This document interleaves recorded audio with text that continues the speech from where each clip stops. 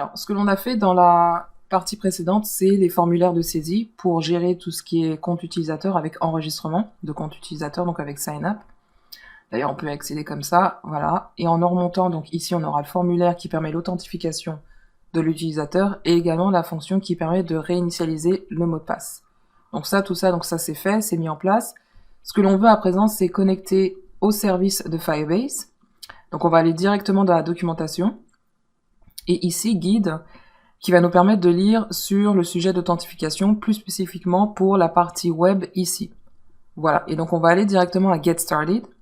Donc ici, pour la première étape, Connect your app to Firebase, donc c'est déjà fait, puisque l'on a déjà connecté notre application à la base de données, donc on utilise Firestore, vous voyez, donc pour rajouter une liste de favoris, pour persister la liste des favoris, donc ça c'est déjà fait.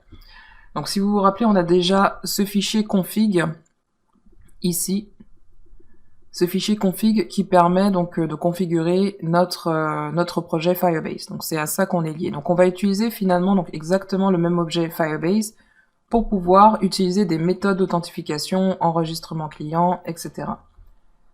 On y retourne et là on va voir donc tout de suite justement donc la fonction qui nous intéresse dans un premier temps qui va être d'enregistrer les nouveaux utilisateurs. Donc ça va donc ici, donc ce qu'il nous recommande de faire, donc c'est créer un formulaire qui va permettre d'enregistrer les utilisateurs avec un email adresse, adresse email et password. Et lorsque l'utilisateur a fini de compléter le formulaire, donc il va pouvoir valider donc l'email et le password fournis par l'utilisateur et donc passer ces informations ici à cette méthode qui est create user with email and password. Et donc vous voyez ici que l'on utilise que l'on appelle cette méthode sur cet objet qui est Firebase auth, voilà, et qui va nous retourner une promesse.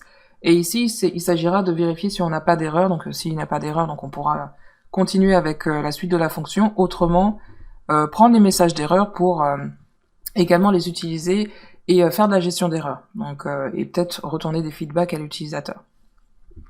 Donc on en aura d'autres aussi, de méthodes qu'on va utiliser avec cette documentation. Donc par exemple, authentifier les utilisateurs existants. Donc ça, ce sera pour l'authentification. Donc justement ici, notre formulaire de login, ce sera pour cette partie-là, on va utiliser cette méthode. Donc on va permettre à l'utilisateur déjà existant de s'authentifier avec son email et password. Voilà, donc là pareil, il a mis catch pour gérer les erreurs, mais on pourra également, donc si c'est un succès, récupérer un objet user. Ensuite, on aura la possibilité aussi de vérifier si l'utilisateur est déjà authentifié, ce qu'on pourra faire si au moment du chargement de l'application. C'est-à-dire qu'on va pas toujours obliger l'utilisateur de s'authentifier à chaque fois qu'il entre dans l'application. Il pourra être automatiquement authentifié lorsqu'il rentre dans l'application. Donc là, au lieu d'avoir ici ce bouton login, j'aurai une autre, ce sera de l'affichage conditionnel, donc j'aurai un icône pour qu'il puisse peut-être accéder à son compte. Voilà.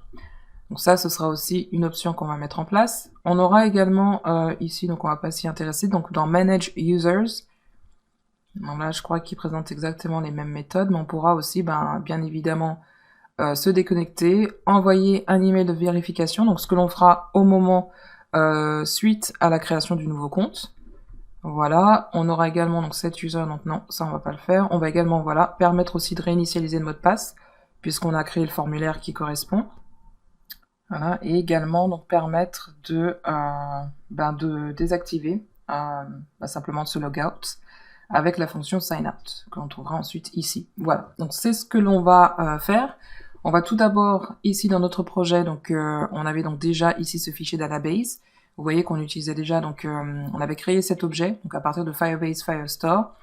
Donc on va faire la même chose en créant donc un tout nouveau fichier qui va servir à gérer donc tout ce qui est authentification, donc qui va être pour manager nos utilisateurs.